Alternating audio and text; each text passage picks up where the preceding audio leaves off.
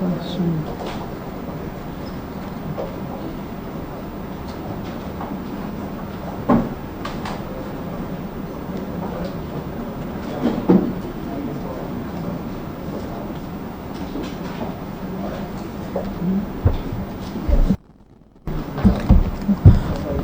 Okay, we have one other remaining in this head. We now invite members of Parliament to comment or question. 3 minutes per question.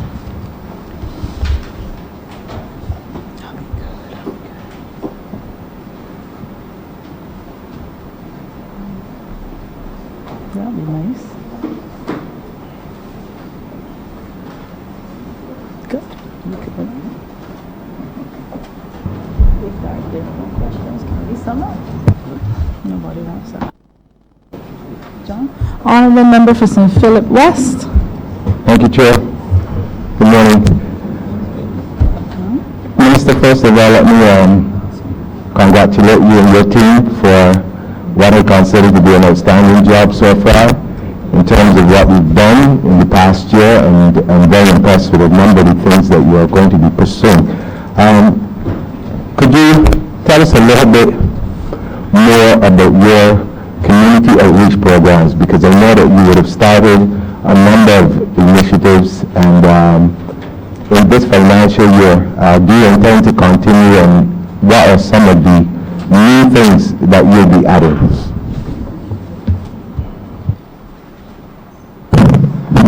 Thank you, Minister. I think that the question this morning is an appropriate one, because a lot of the outreach programs that we will be doing and that we have done so far would have a relationship, an intimate relationship with your ministry, which is the Ministry of Creative Economy, Culture and Sports, especially from the sporting aspect. Recognizing, of course, that sports play an important and vital role in the development of our young people, helping them to build discipline, team awareness. And I said already that team is my background for together everyone achieves more. It teaches resilience, character building. These are the things that we would do as we build out our sporting activities. And I'm also recognizing that a lot of young persons are interested in sports. We therefore started the Community Under-19 tournament along with your ministry.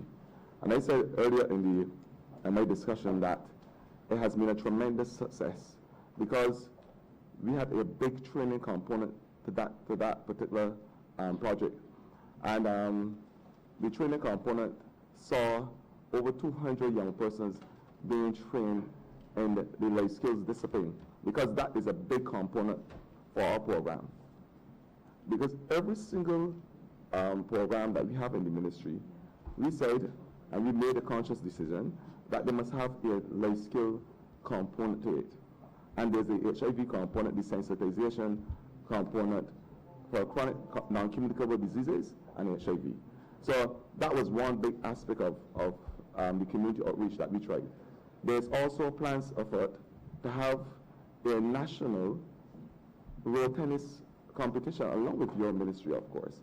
But then the Prime Minister, her wisdom, has put to the tune of, for the National Sports Training Program, she has given us, I guess, about $3 million, yeah. $2.5 million to collaborate with your ministry to roll out a number of programs across communities. And this will be in stable management, jockey training, because we recognize, of course, that a lot of the youngsters in derelict communities are interested in jockey as a profession. And we can talk about the exploits of Ricky Walker, Jerome Samuels, and you name it, Patrick Husbands, who have came from those types of communities and has risen to the top of their discipline. And we are saying that there are a number of sporting programs that we will roll out over the next couple of years, along with culture programs. Because a lot of these young people, when we untap their potential, they're very good in the arts and the culture. And we want to tap in to that artistic gene of our young people.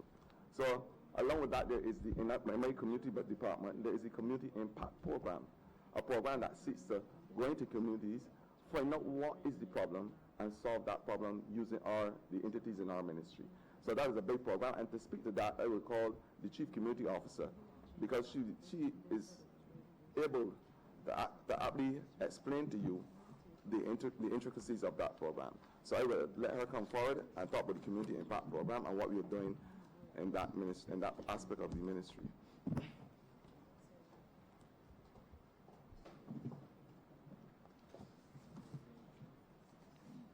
Good morning. In response to the Honorable Minister, MP for St. Philip West, about the outreach programs, I'm going to speak about our outreach programs at the Community Development Department. As one would be aware, we have to make the most effective Ma'am, please impact. adjust your mic a little bit. You know, We have to make the most effective impact with limited resources. We have to be economical and we have to be effective in what we do. We are focusing very heavily on partnerships in order to make the community development process as impactful and as effective as it can be. And we have brokered successfully partnerships with the Anglican Diocese, the Wesleyan Holiness Church, some Episcopal churches, government organizations and agencies, and we're continuing to do that. So that is priority. We realize that we can save and we can be most effective by partnerships and networking. These partnerships will also allow us to make the centers bring the centers into mainstream activity so that people can see that they're being used. Secondly, the Community Impact Program is a program that builds on the community tradition of skills building and group formation within the communities. This is where we do small programs. On average, each program caters to about 15 persons, and these programs have a ripple effect. They're gateway programs for some people who are not highly motivated, who are economically deprived, and so on, and these activities are run within the communities. Ripple effect in that bonds are formed among the participants. The participants ask sometimes for advance, and sometimes they say, we understand the government doesn't have money, but we will do it. And they draw on their own connections and resources, although they may not have funds. Ripple effect in that they bring their children, they bring their adolescents to join the program. That's the Community Impact Program, and we will continue to do those. The traditional ones, of course, but there are new and emerging ones that we make allowances for as the ideas come from the participants and from the community residents themselves. The Community Technology Program. The Community Technology Program has been going since 2002. This is where community training, computer training computer courses are offered within the community at the resource centers. The resource centers, there are 20 resource centers that are outfitted to offer community training to the community. We are constantly reviewing this and trying to make the courses offered relevant and responsive to community needs. So you will see that we have included things like computer graphics. We have included things like building drawing and program writing, QuickBooks, and a number of others. These are courses that we will spread because they started at limited number centers. As the opportunity arises, we will expand them.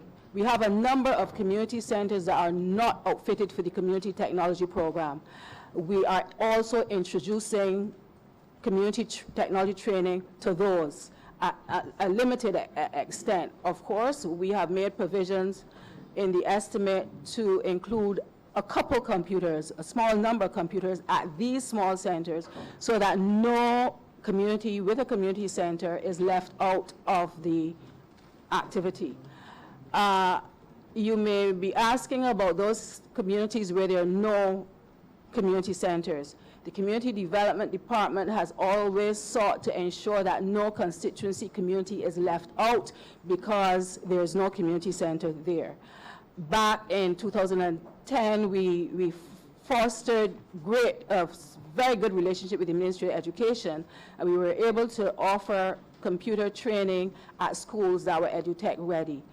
Due to certain constraints, that stopped. But however, what has not stopped is our determination to make use of other resources that are in the communities. So like I said, we're using churches in St. Lucie and in St. Thomas. We have a beautiful relationship with the church there, and we're continuing discussions with the Wesleyan Holiness Church and Episcopal churches.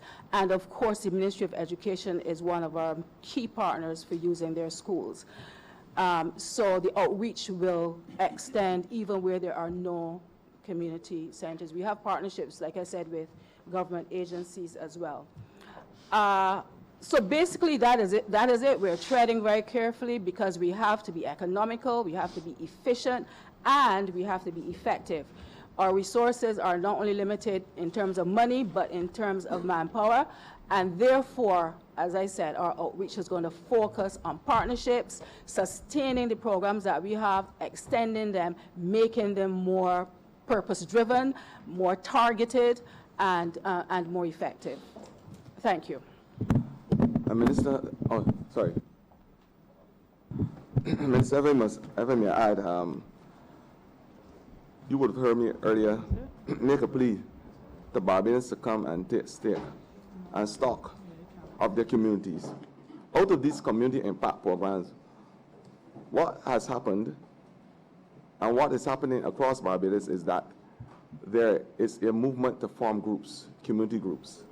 And so over the last year, there are about 4 groups that has been formed thus far, and this has arisen true to the need that communities see themselves as being a tangible entity. And for instance, the Adrian Club, a very active club for those who are in the twilight of their years. There's the Gazette Children's Club, looking after our young children. There is the Men's Health Forum, and that club is seeking to look after issues as it relates to men's health, the issues of prostate cancer, the issues of chronic non-communicable diseases, high blood pressure, diabetes, you name it. There is the new program, which is called the Safe Haven. Now, this program seeks to capture our young people after they leave school at 3 o'clock till around 7 or so, where there are the mentors and the children in communities. The elderly persons can come and use the community centers to take care of the nation's children. Retired teachers form an active part of this program. We have persons who were involved in sports, community leaders, because we believe that we must provide that safe haven for our young people. And the only way we can do it is that every single member of the community decides to take stock. So as a department, we have asked the community to come on board. And I want to tell you that so far, there are about 4 places, 4 communities that has risen to the task and have ensured that our young people have a safe haven, a place where they can learn and be protected from the issues and pressures of the environment. So that is something that has certainly captured the imagination of this department. Thank you very much, Minister. I want to just again encourage you and your team to keep going. You're doing a fantastic job. Thank you. Honorable Member for St. Michael East. Thank you, Madam Chair. I just want to just want to suggest a modification of the program, community development, when I compliment them for some of the work that they're doing. I believe that there's a need to place filmmaking high on the agenda of the Community Development Department. I believe that there's an external demand for it, and sometimes you don't have to conceptualize policy from the top, but based on the external forces, it gives you an idea of what young people are asking for. It's not what we think that they should have. Jamaica, Trinidad to a lesser extent, Nigeria, Ghana, all over the diaspora, their programs and their productions, theatrical productions, coming out of departments of government, fully supported by the NGO movement. There are lots of innovative individuals with great talent, and they're seeking an outlet to give expression to that talent. The structure of the program can include things like writing, and script writing is completely different to writing a novel or writing an essay. It is a specialty in itself.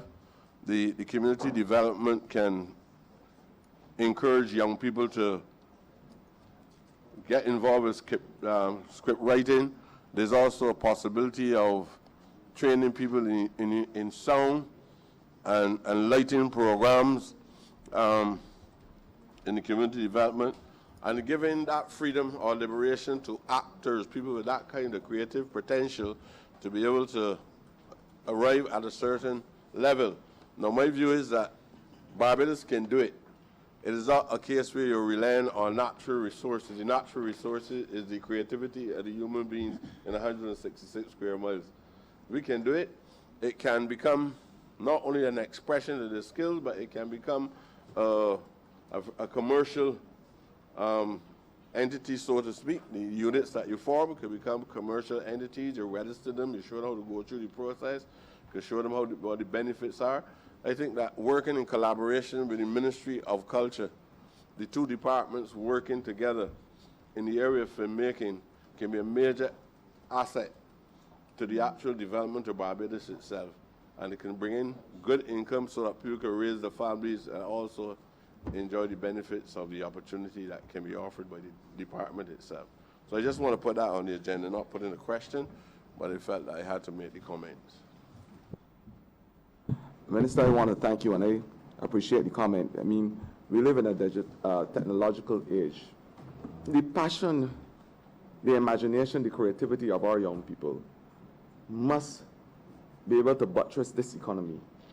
It must be the one driving force to catapult this country as a world leader. And I'm saying to you, you have my unequivocal assurance that this ministry will do everything to tap into the imagination of our young people. And I want to tell you that not only is there a digital media course in the department of the community department, certainly, but there's also a digital media course, beginners and advanced, in the mainstream youth ministry, which caters to young persons across the nook and cranny of Barbados, seeking to use their imagination, their skills, not only to allow them to be disciplined and be creative, but allowing them to have a marketing niche as well, a business, because they are married to the business, our business on our entrepreneurial program. We have a number of programs, and the same life skills that you are talking about, the same communications program, we have a communications program for our young people that is embodied in the entire digital media program. And I want to thank, because the person who teach the digital media program was a former student. And this is the type of upward mobility that we need in this country. But along with that, we have an advanced program, because it doesn't stop at the bottom. After the beginners, there's an advanced program which is taught at the University of the West Indies for those persons who want to carry their career a little step further, because it's all about the next step in this ministry. So after the advanced program, persons can apply because they are qualified or certified as we know it. They can apply to any media house. And of course we understand that, and we have to thank the media in an unreserved way for their role they play in getting the news out in this country. and the good work that our young people is doing. And I'm saying that, along with that, because it's all about partnerships, UNICEF has decided to partner with this ministry in order to roll out 2 programs. The Photography 101 program, which is understanding, of course, losing the photo ability of our young people and the imagination to create photos and pictures to sell. That is the Photography 101 program. There's also the Video 246. And this is a program which has become a big hit with our young people. Through agencies like CBC, they have come on board in a way that they have even employed some of our young people on a short-term basis as part of that exercise. So, but partnerships must be the most important word that we use as a country if we are serious about our young people. Because without partnerships, you can't achieve the sustainable development that Barbados is purporting to achieve within the next couple of years. It is an important cog, partnership. So at every single turn, we must be talking about partnerships with other agencies, the private sector, who has come on board and responded in a philanthropic way. These are the type of discussions that we must have. But certainly, Minister, these are very much programs, and I understand your interests, and we would do everything in our power to make sure the desires of our young people are realized. Thank you. Honorable Leader of the Opposition. Thank you, ma'am. Mr. Minister Morning, you spoke with reference to 3 new programs, one of which is a road tennis program. And I got the impression you were speaking with reference to competition, road tennis competition. And I just wondered if, especially in the now circumstances economically, with all of the effort that's being expended by sporting groups who are rather successfully staging road tennis tournaments already, if this would not more wisely be considered to be a duplication, unnecessary duplication of expenditure. If there are community groups that are doing this successfully and awarding good prize money, and Madam Chair, dare I say, one of the first was held in St. Michael West years ago. It's now become a very popular thing, and very significant prizes awarded. Does the state find it necessary to get involved in road tennis competition to the extent that you're funding or providing for that? I want to say to you, Honorable Member, and I'm sure that you are not a fearmonger. Because you, as a consecrated man of the cloth, the only thing you fear is fear God. And I will go back to Richmond University, the constituency you represent. Fear God, think clean, and aim high.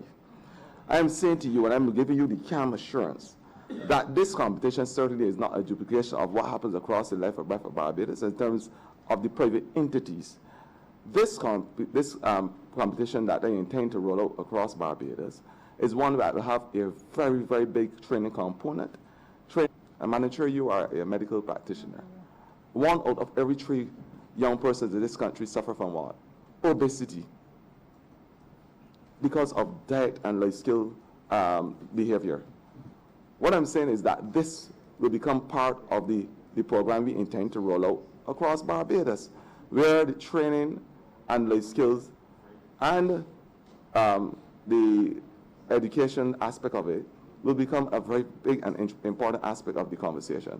So not only is it a competition to show your skills and to get a prize money, but it's a competition to develop and train our young people. So I want to give you that calm assurance.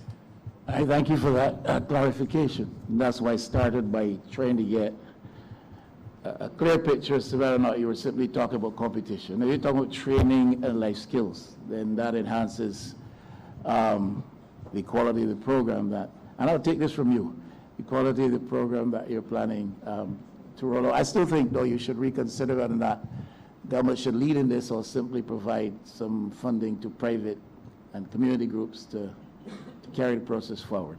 And what would you say in relation to the prison program? In relation to the prison program, you said there's a post-confinement, post-prison program that you're planning to mount. I know there is one particular group, one particularly involved in this for years. And I would be less concerned of government spend on this, because this is really, really a big problem in Barbados when people leave that institution and have no future, which is immediately visible to them. But again, the same consideration, should government actually be doing this or funding some entity other than the state itself? Well, the figures are startling, to say the least. 60% of prisoners, 60%. And we are talking about 1,000, and use an arbitrary figure, that's 600 reaffirmed. At least 20% are recommitted to prison. These numbers should be at the doorfront of the concerns of every single body in this room, in earshot and eyeshot. It means that the levels of recidivism are extremely high. And the conundrum faced with these young people is that when they go looking for a job and the employer sees that they are ex-convict, there's a barrier there. We are saying as a ministry, and it's a good government, to respond to this concern, that we will marry our entrepreneurship department, because those prisoners, and I spent some time there the other day, with a graduation, speaking at a graduating class, and and I spent some time speaking to a graduation class. I was not in America with bangles on me. I was with a graduation class. And when I saw the talent that those youngsters brought out in terms of the paintings, the clothing, some who were involved in the cultural aspects of it, some who were involved in mechanics, agriculture. Have you heard the stories of these young men? All they want is an opportunity and a chance. And the one thing that they will have this opportunity with in society is if we make them small businessmen, along with the trust loans that will seek to change the way how we reach out to the ordinary folk in this country. So our department started a new program, which will be rolled out over the next couple of weeks, called the Youth Prison Fellowship Program, where our youth entrepreneurship scheme partner with the prison, because they have a program there for the inmates while they're incarcerated, but there's nothing when they come on the outside. So it is like dropping and cutting off the umbilical cord prematurely, and we are not prepared to do that. So we will partner with the Prison Association, the Prison Fellowship, and we will ensure that those young people have a chance to have a commercial business space, so that they become entrepreneurs in their own right and make a living to help support themselves and their families. And it goes back to the old adage, the devil find work for idle hands. I know that that adage will hit home with you as a pious individual. Honorable Member for St. Thomas. Good morning, ladies and gentlemen. She's not accustomed to you, Cynthia. I want to commend the minister for the projects that he and his team, most of them they would have conceived, but they have been introducing. And I believe it will help to make a tremendous change in what is happening in our society. And I pray that the best practices will be shared with our other persons our brothers and sisters in the region. I want to just put two small things on the table. Sorry, Minister, could you pull the microphone a little closer? Thanks. Thank you, ma'am. I thought my school teacher voice was still there. I want to step back for 2 seconds, then to come forward, and sometimes we need to look at our history, where I felt that in 1981, when an administration under the then Prime Minister, the late Tom Adams, sought to look at daylight saving time as one of the novel ways of giving people opportunities to leave home early in the mornings to go to work, and in the evening, come back and utilize all of the pavilions and the playing fields and so on, because we recognize where the non-communicable diseases would have impacted on people. And you're talking 30 many years ago. And Barbadians poo-pooed it, because sometimes we don't like to try things that are new. But today the revelations are there. When we look at our school children, when we even look at our adults, a large percentage of them are suffering from diabetes and so on. And we are billions of dollars down the road because the Ministry of Health and other agencies have had to pick up on it. I believe that the Youth Affairs Department needs to continue on that trajectory, making sure that our community centers are not just open like a day like today when our children are in school. Our centers are shut down, or the attendant will be there, but who is going to be there to access the facility? And therefore, I am asking that in the plans going forward, that whatever was put in place in the early 1990s that was reversed will be put back in, where the officers go in from about 3 in the evening to facilitate children coming from school and go on till 8:39. It worked out very well, and that's where my awareness developed as a younger girl then, because Ministry of Culture and Youth Affairs had their synergies going. And ma'am, if you will allow me to call just 3 names of person in a very person, a positive way, where that kind of collaboration took place with the ministers and the other officials then in the Ministry of Culture and Youth Affairs. Community development it was. And we saw persons of the caliber of Mrs. Peggy McGarry, of Tony Thompson, and others under the guidance of Elambe Motley move into the communities. They were put on secondment, and they came into the communities, and that is where our cultural and other aspects of living developed in the communities where I live, and it was across Barbados. And I feel that if we do that, more of our children will not just have to be latchkey children. Our children have a key around their neck. They go in the house, they watch the movies, they do everything that is negative, eat all of the food out of the fridge if there's food. And therefore, they become fatter and lethargic. And therefore, I am asking, while the minister is making his plans, to look at that and see how best it can be enshrined, perhaps not this year, but another time, because I know that the budget constraints will be difficult. And the other aspect as I close, I would also want to remind us, and I know people will say, well, she's old-timeish, and thank God I am, because very few of them will live to my age. A lot of them will say that, but when we looked at the various clubs that existed in Barbados that captured our young people, to help them to carry forward those cultural norms and values that have steeped us into who we are today. It is sad, the YMCA, the YWCA, the Church Lads and Church Girls Brigades, the Guides, the Scouts, the Police Sports Club, and what was happening there, the JCs, the Anglican Young People's Christian Associations, the Rotary Clubs, the Kiwanis, and some of them have done excellent work because they have junior groups with them. I want to see more of that happening in our communities. Many of us are doing the best we can, not only as politicians, but people in the communities who are retired, church people, teachers, and police officers, and so on.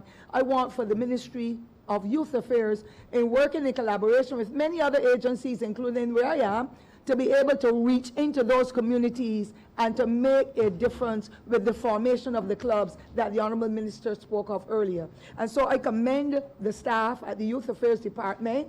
I know more can be done, but we understand the human and the monetary constraints, but we are willing to work with each other and form those synergies that will help to build a better and a safer Barbados and a proud set of people from among our youth and others. I wish to thank you, ma'am.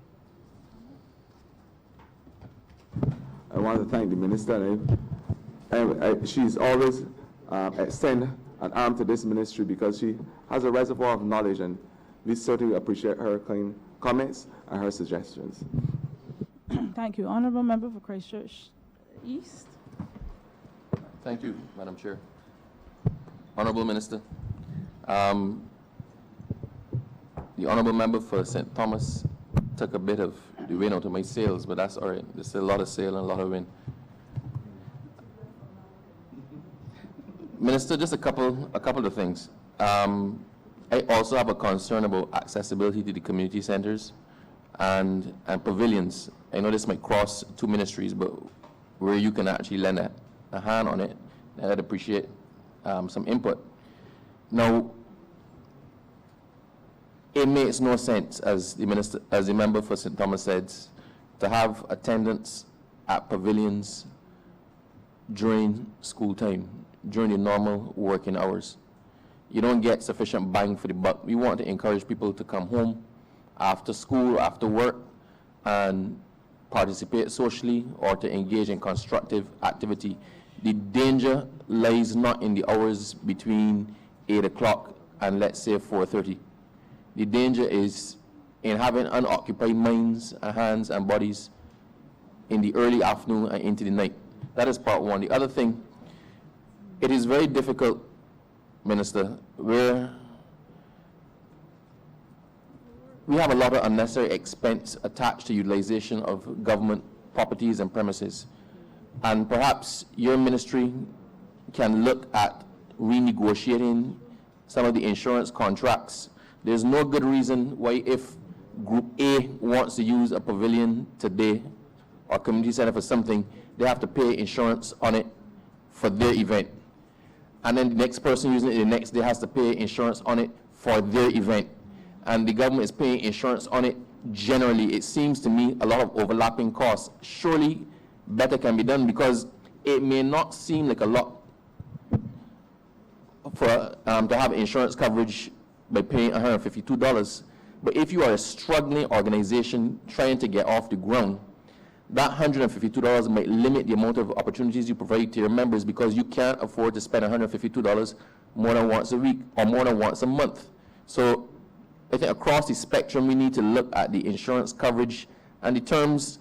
I am quite sure that with insurance being what it is and the competition for business being what it is, we can negotiate a better deal in relation to that. I think we've just accepted something that has been there for a while, but it is not really working for the benefit of the people who it was intended to work for. Having said that, we also need to make the community centers exceedingly accessible. A group should be able to use a community center or pavilion with no effort if there's nothing else planned. So if I contact the relevant person and it is free today at 4 o'clock, then it should be, if it's free today at 4 o'clock, the first person asking should be able to go at 4 o'clock, right? It should be as easy and user-friendly as possible, because the reality is, young people don't organize themselves in the way that people with a long-term plan do. And quite often, you may want to do something on the spur of the moment. That's what young people are. I almost said we. They are spontaneous. So if we are trying to work with them, we have to also cater for the realities of their condition and their spontaneity. So I would like us to make the pavilions and the community centers easily accessible, and let us get out of the way of the usage of those things. On a more personal note, I had submitted a proposal to your ministry in relation to Sayers Court. I had communications with you in relation to, it was a children's home in Sayers Court. It is now not being used. The people in Sayers Court would like to use it as a community center. And I would really appreciate all the assistance you can give, because if people are pushing forward to do something for the benefit of their actual community and they're taking a vested interest, chances are they will help clean it up, they will help fix it up. Having done that, they will take pride in maintaining it, and you also get some young people into constructive activities. So I have been under pressure for that one for a while, and I've tried to do it the